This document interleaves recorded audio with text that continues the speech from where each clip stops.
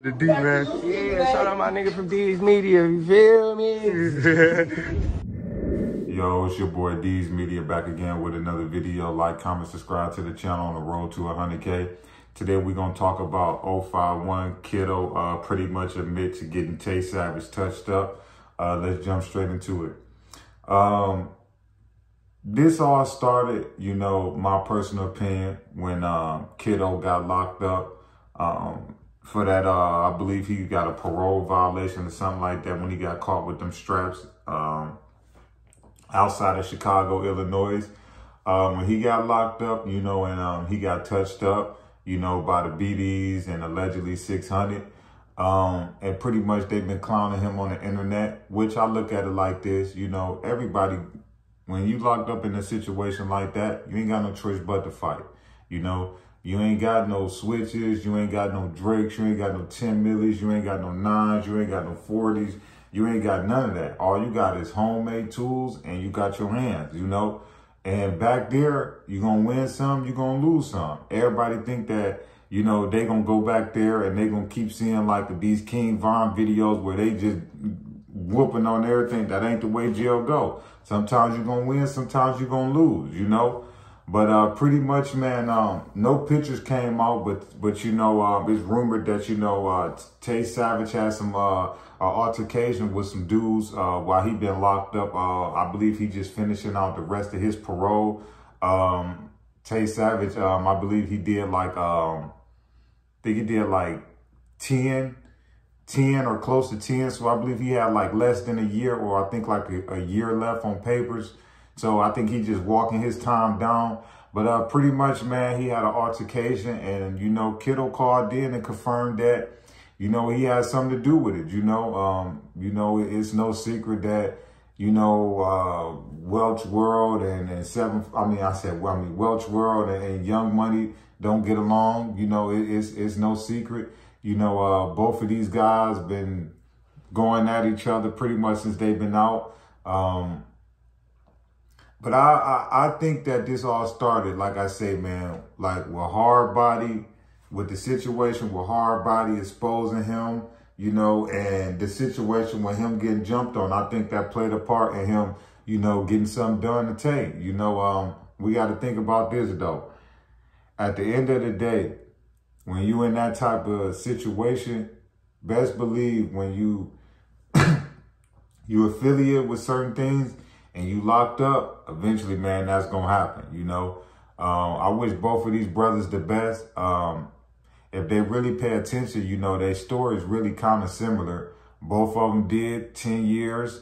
Both of them got out. Both of them respectable dudes. Both of them, well, Tay might be a little bit more higher. But both of them respectable dudes. Both of them came home and started rapping. Both of them got locked up within a year or 2 years of them getting out. So it's like, as much as they might not like each other, their stories is kind of similar, you know. I feel like Kiddo is a little bit more of a crash out than Tay. I felt like Kiddo came home from doing that 10-year bid, and I felt like his whole analogy on life was just about catching up on all the time he missed.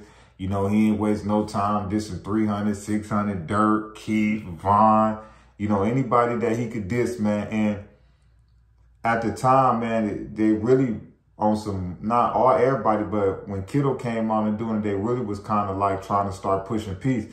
So it's like, dude just really came home still thinking it's 2007, 2008. And I feel like he was just moving at a pace that was so fast because he trying to catch up with everything. You know, and I feel like ultimately that's why he got caught with them straps, you know. I just felt like, you know, Kiddo got talent. And I feel like if he just come home and chill out and stop with the dissing and doing so much and trying to get them years back, I feel like, man, he can really put on for Young Money. He could be their first big time rapper, man, and really put on in a major way for Young Money, you know. Tay Savage situation is a little bit more different. You know, I feel like this brother already been slowed down in life. You know, I feel like he got caught at the wrong place in the wrong time.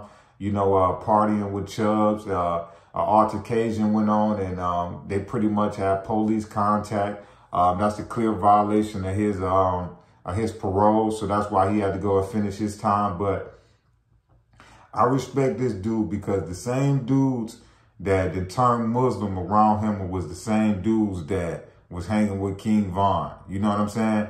The same dudes that he turning Muslim and getting to pray together and change their life over is the same dudes that was running around with King Von a couple, 3-4 years ago when Von was here. You know what I'm saying? So that lets you know the impact that he got on the BDs, you know. I honestly feel like Tay Savage, man, he's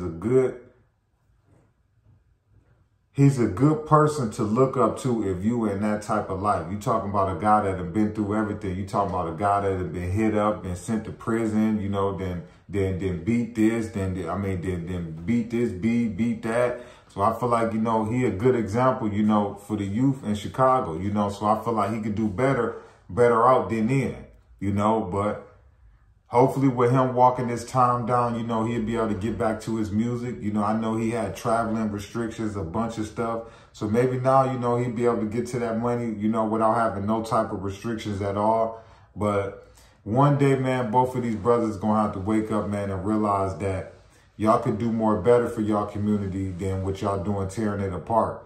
You know, y'all help tear it down. Now it's time to help build it back up. And that don't just go for Chicago. That go for Detroit, St. Louis, you know, Milwaukee, Atlanta, California, Montgomery, Alabama, Memphis, you know, Cleveland, Philly, all these cities that's popping, you know. You help tear it down. Now it's time to help build it back up, you know.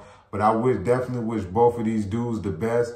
Like I said, man, Tay Savage should be home, I believe, at the end of this year or the beginning of next year. Kiddo, I think he might probably got to go do probably about another year or two, you know, because like I say, dude got caught with all type of straps and stuff like that when they kicked his crib, you know. He might can get away with it being a legal search or whatever, but because, like I say, he was a convicted felon around that type of stuff, you know, it's going to be hard for you to beat that charge, man, you know. But at the end of the day, man, I wish both of these brothers come home and get to the money and take care of their family and leave them streets alone. Because as we keep seeing time and time again, the streets don't got no love, no more, no loyalty, no nothing.